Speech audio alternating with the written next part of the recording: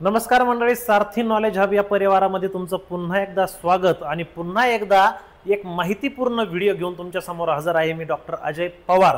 तर मित्रांनो, आज आपण NMMS या परीक्षेविषयी ऐकलं तर असेल, परंतु नेमकी ही परीक्षा आहे काय आणि त्याचे फॉर्म सुरू झालेले आहेत, त्यासाठीचे काय निकष आहेत, काय अटी आहेत, काय पात्रता आहेत ते आपण बघणार आहोत।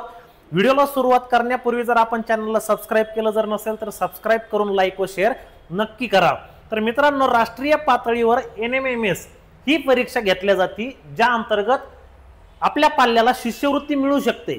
तर या परीक्षेचे फॉर्म सध्या सुरू झालेले आहेत। तर ही नेमकी परीक्षा, याच्यासाठी काय अटी आहेत आणि कुठल्या माध्यमातून ही परीक्षा दिल्या जाते, तर याविषयीची माहिती आपण बघणार आहोत।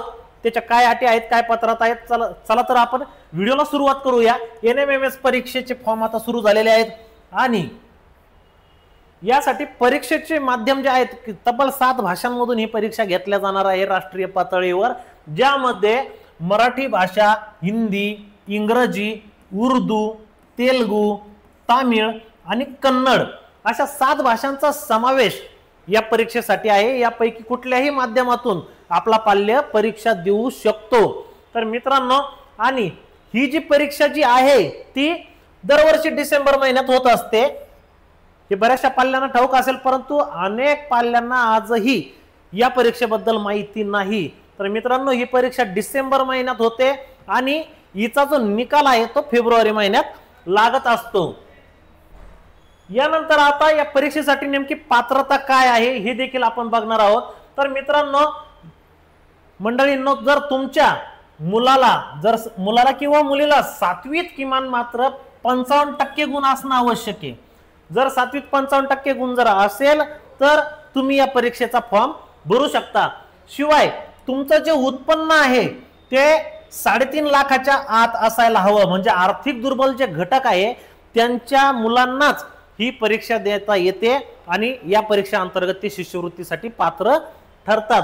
तर पहिली अट आहे 7वीला 55% असणं आवश्यक आहे। दुसरी जी अट आहे ती 3.5 लाख उत्पन्नाचं तुम्हाला मर्यादा आहे। मित्रांनो, 7वी पास म्हणजेच काय, तर 8वी पासून ही शिष्यवृत्ती तुम्हाला मिळते। 8वी ते 12वी म्हणजे जवळपास 5 वर्ष तुम्हाला ही शिष्यवृत्ती मिळणार आहे। आणि मात्र 8वी आणि 9वी 10वीला तुम्हाला शिष्यवृत्ती मिळाल्यानंतर त्यानंतर जर ही शिष्यवृत्ती जर मिळवायची जर असेल 12वी पर्यंत कंटिन्यू, तर तुम्हाला 10वीत किमान 60% गुण असणं आवश्यक आहे। जर तुम्हाला 10वीला 60% गुण जर मिळाले तरच तुम्हाला ती 11वीला शिष्यवृत्ती मिळणार आहे। आणि आता 11वी झाली, 12वीला जर तुम्हाला जर पुन्हा जर मिळवायची जर असेल तर 11वीला तुम्हाला 55% गुण मिळणं आवश्यक आहे। म्हणजे काय, तर आता जर ही जर परीक्षा जर पास जर तुम्ही जर झाले तर 12वी पर्यंत तुम्हाला या शिष्यवृत्ती अंतर्गत शिष्यवृत्ती मिळते। फक्त काय, तर तुम्हाला मध्ये 10वीला 60% गुण आणि 11वीला 55% गुण घेणं क्रमप्राप्त आहे। तर मित्रांनो, या परीक्षेचे फॉर्म सुरू झालेले आहे आणि महाराष्ट्र राज्य परीक्षा परिषदेच्या www.mscepune.in हे जे संकेतस्थळ आहे याच्यावर जाऊन तुम्ही तुमचा अर्ज भरू शकता। किंवा याबद्दलची जर अधिकची जर माहिती जर असेल तर आज अनेक शाळांमध्ये असे चांगले शिक्षकही आहेत ज्यांना या परीक्षेबद्दलची पूर्ण माहिती आहे आणि विद्यार्थ्यांकडून ती तशी तयारीही करून घेत आहेत।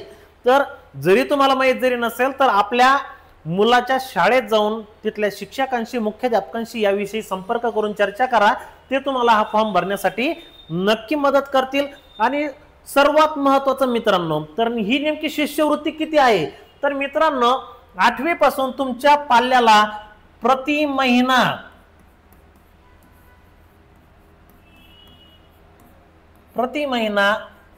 1000